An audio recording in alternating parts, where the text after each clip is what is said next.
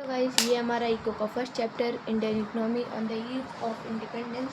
तो चलिए वीडियो को शुरू करते हैं और वन शॉट वो भी फुल डिटेल और क्वेश्चन के साथ ख़त्म करते हैं PYQ। तो चलिए वीडियो को शुरू करते हैं। तो देखिए दोस्तों, हम फर्स्ट चैप्टर स्टार्ट करने जा रहे हैं। इसमें 4 टॉपिक रहेंगे total: agriculture, industrial sector and foreign trade and infrastructure. तो पहला टॉपिक एग्रीकल्चर। तो चलिए दोस्तों एग्रीकल्चर स्टार्ट करते हैं। तो पहले के ज़माने में यानी ब्रिटिश टाइम में हमारा क्या हुआ करता था, ज़मींदार सिस्टम था। ज़मींदार सिस्टम हम पता था पहले। तो देखिए ये ब्रिटिश होते थे और ये पीजेंट से क्या किए थे, पीजेंट से जो भी ब्रिटिशर्स थे ना ज़मीन छीन लिए थे और ज़मीन छीन के एक ज़मींदार लोगों को दे दिया करते थे। ज़मींदार मतलब मान लो ये ज़मीन है, ठीक है, तो ज़मीन मान लो आपका कोई ज़मीन है, आपका ब्रिटिश छीन लेते थे और अगर आप उसमें काम करोगे तो आपको जो आप उगाओगे ना वो आपको देना पड़ेगा और उसमें से थोड़ा कुछ परसेंट 10% आपको दे देंगे। तो इसमें क्या होता था, घाटा होता था और उसके अलावा आपके पास कोई ऑप्शन नहीं है खाने पीने के अलावा। मतलब most of the people were dependent on agriculture, ठीक है। तो ज़मींदार सिस्टम क्या था, एक लैंड रेवेन्यू टैक्स सिस्टम था जो पीजेंट से क्या करता था, टैक्स कलेक्ट करता था। जो भी आप उगा रहे हो टैक्स, उसको हम टैक्स रेवेन्यू सिस्टम बोलते थे। तो ये पीजेंट है, पीजेंट के ऊपर ज़मींदार थे और ब्रिटिशर्स। तो ये मत सोचना कि ज़मींदार हमारे सपोर्ट में थे, नहीं, वो ब्रिटिशर वो अपनी प्रॉफिट के लिए करते थे। क्या करते थे, हमसे टैक्स कलेक्ट करते थे। और ज़मींदार क्या कैसे एक्ट करते थे, दे एक्ट एज इंटरमीडिएटर। यानी आज पीजेंट से पैसे लेते थे, मान लो पैसे नहीं लेते थे, कैसे फूड ग्रेन ले लेते थे और वो ब्रिटिश को पास कर देते थे और थोड़ा कुछ हिस्सा इनको दे देते थे। मतलब peasant have lost their ownership on the land, ठीक है। मतलब पीजेंट ने खुद के ही लैंड से ओनरशिप खो लिया था, ठीक है। तो हमने क्या देखा, ज़मींदार सिस्टम में the land revenue tax system zamindar act as intermediator and peasant have lost their ownership on their hand, ठीक है। अब हम देखेंगे नॉट ग्रो इकोनॉमी। हमारा economy at that time grow क्यों नहीं हुआ, स्टैग्नेशन क्यों आ गई, ठीक है, स्टैग्नेशन क्यों आ गई। हाँ, तो ये देखो, पहले तो देखें एक्सकेसिव रेंट। जो भी अगर खेती करता था तो उसमें क्या करता था ना, ज़्यादा से ज़्यादा रेंट देना पड़ता था। अगर मैं खेती कर रहा हूँ तो मुझे क्या करना पड़ेगा कि जो भी रेंट है देना पड़ेगा। तो मेरा लैंड है, ज़मीन मेरी ज़मीन में मुझे बहुत ज़्यादा रेंट देना पड़ेगा। तो उससे क्या करते थे लोग, एग्रीकल्चर में इन्वेस्ट नहीं करते थे, कुछ और काम कर लेते थे। पर कुछ काम नहीं था तो घूम फिर के यहीं पे आना पड़ता था। तो ज़मींदार थे वो प्रॉफिट मेकिंग में ही हिस्सेदारी लेते थे। तो एक PYQ 2025 का, हाउ ज़मींदार system was responsible for stagnation of agriculture during colonial period. तो हम पहले तो ये देखो, ये आप बना देना, मैंने जो भी आपको ट्रायंगल वाला बनाया और आप लिख देना ज़मींदार इस system is land revenue tax system, they act as intermediator और देयर 3 टियर थे, ठीक है। ओनरशिप खो दिया था लोगों ने। और स्टैग्नर और रिस्पॉन्सिबल लिख देना कि रिस्पॉन्सिबल क्या था, एक तो excessive rent and second is profit making. Zamindar का मेन मुद्दा ये था प्रॉफिट बनाना। अब उसमें रिस्पॉन्सिबल हमने देख लिया और फिर लास्ट में आपको कंक्लूजन जरूर लिखना है। हैंस फ्रॉम आवर पॉइंट ज़मींदार was responsible for stagnation during the colonial period. तो हमने पिछले साल का क्वेश्चन भी देख लिया और PYQ हमारा इंपॉर्टेंट क्वेश्चन भी है। अब हम देखेंगे कमर्शलाइजेशन मीन्स इंडस्ट्रियलाइजेशन। तो पहले तो इसमें एक टॉपिक है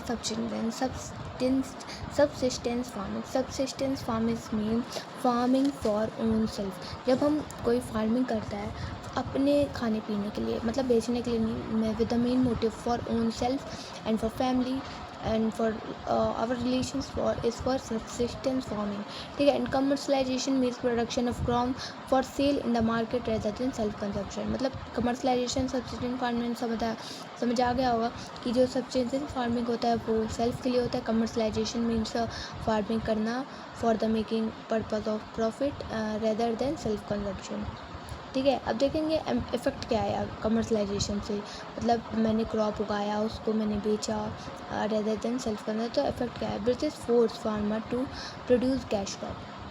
जो ब्रिटिश थे ना वो बोलते थे कि इंडिया के फार्मर्स को कि आप सब उगाओ cash crops, food instead of food grain. मतलब वो कैश क्रॉप्स बोलते थे उगाओ और फूड ग्रेन को मत उगाओ। अब उसका रीज़न देखते हैं। Due to this area under cultivation increase for cash crops and for food grain. इससे क्या हुआ, जो लैंड एरिया था, मतलब ज़्यादा से ज़्यादा कैश क्रॉप उगने लग गए और फूड ग्रेन का कम हो गया due to this supply of food grain in the rapidly. Food grain का जो सप्लाई था वो बहुत ही कम हो गया था एंड हाई डिमांड बहुत ही ज़्यादा हो गया था एंड लेस सप्लाई हो गया था, इस वजह से फेमाइन आ गया। तो देखो आपको नहीं समझ आएगा फिर से सुनो। ब्रिटिश जो थे ना वो बोलते थे कि कैश क्रॉप आप सब होगा इंस्टीड ऑफ फूड ग्रेन, ठीक है। तो इससे क्या हुआ, कैश क्रॉप ज़्यादा उगने लगा, फूड ग्रेन का वो कम हो गया, तो इससे फूड ग्रेन का क्या हुआ, सप्लाई कम हो गया। सप्लाई कम होगा तो हमने पढ़ा था कि डिमांड ज़्यादा हो जाएगा, इसकी वजह से क्या हुआ, फेमाइन आ गया, भुखमरी आ गई लोगों में। तो भुखमरी का रीज़न हम ये लेते हैं ना कमर्शलाइजेशन वैसे ब्रिटिशर है पर मेन रीज़न हुआ और hence commercialisation was responsible for frequent famine. चलते हैं नेक्स्ट में।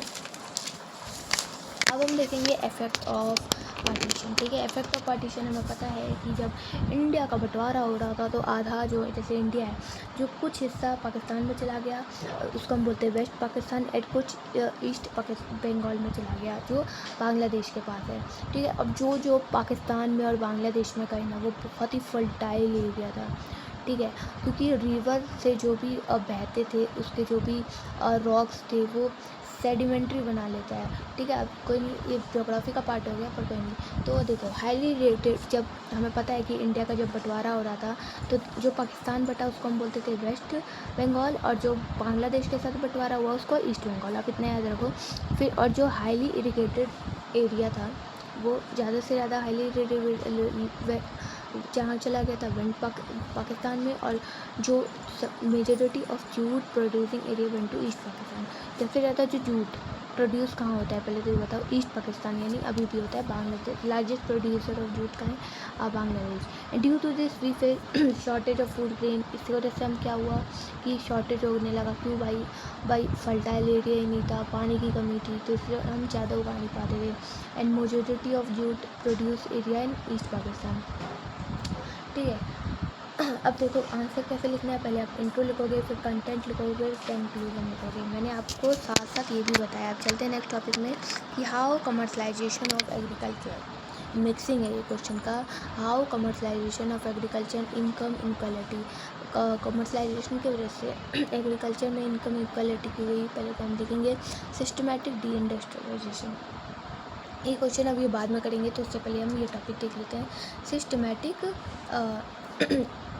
डी इंडस्ट्रियलाइजेशन मीन्स इंडस्ट्री का ख़त्म करना। इंडस्ट्रियल सेक्टर में before British India was famous for their handicraft.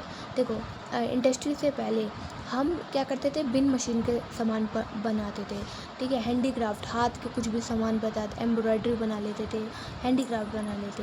But फिर जब ब्रिटिश आए तो हम फिनिश्ड गुड्स बनाने लग गए, जैसे कि सिल्क, कॉटन, ये सब बनाने लग गए। और डी इंडस्ट्रियलाइजेशन की वजह से क्या हुआ, reducing industrial activity. Deindustrialisation का मतलब देख लो, reducing industrial activity in a particular area और रीजन। अब देखो हम ऑब्जेक्टिव देख लेते हैं।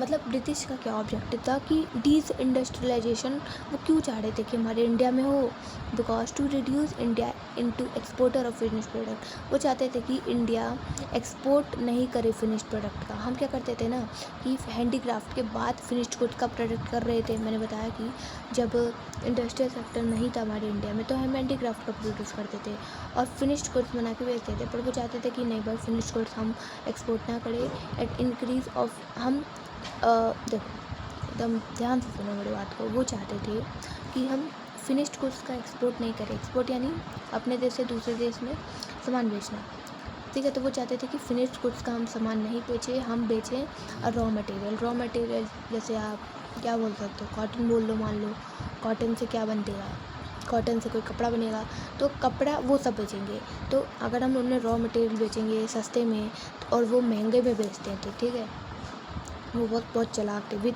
British because of this they sold finished good into another country.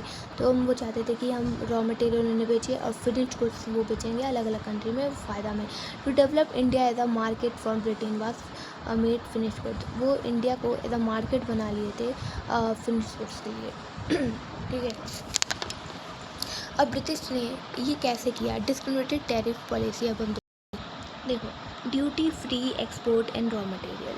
उन्होंने बोला ना कि if export of raw material India to market no charge because of the Indian this Britain industrial got cheap raw material. मतलब वो बोलते थे ना कि अगर एक्सपोर्ट हो रहा है इंडिया से रॉ मटेरियल का तो उसमें चार्ज टैक्स नहीं लगेगा, यानी जो भी टैक्स मिलता था ना अगर आप कोई एक्सपोर्ट करते हो तो फिर इंडिया को ही मिलता था, पर उन्होंने बोला नहीं मिलेगा। तो वो क्या करते थे, रॉ मटेरियल बहुत एक्सपोर्ट करते थे और उनको टैक्स नहीं भरना पड़ता था। और duty, second point, duty free import of finish goods.